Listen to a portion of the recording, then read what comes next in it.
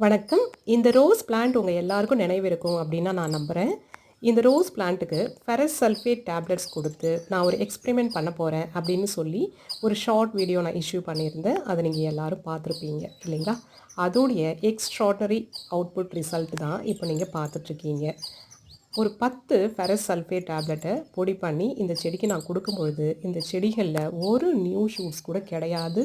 எல்லாமே ஒரு மாரி ட்ரைடு லீவ்ஸா செடி ரொம்ப டல்லா இருந்தது. நீங்க எல்லாருமே கண்கூடா பார்த்துருப்பீங்க.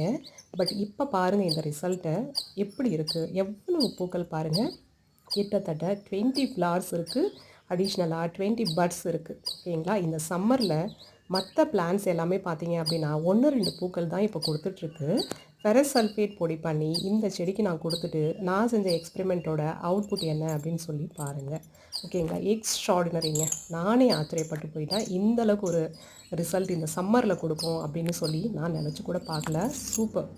ஸோ தட் உங்ககிட்ட இந்த மாதிரி டல் இந்த சமயத்தில் இந்த சம்மரில் எல்லா பிளான்ட்டுமே டல்லாக தான் இருக்குது. ஸோ தட் நீங்கள் பயப்படாமல் உங்கள் பிளான்ட்டோட சைஸை பொறுத்து 5லேருந்து 10 டேப்லெட்ஸை பொடி பண்ணி வேர்லேருந்து கொஞ்சமாக பறித்து விட்டுட்டு அந்த பொடி பண்ண டேப்லெட் பவுடரை போட்டுட்டு நல்லா தளர தண்ணி விடுங்க.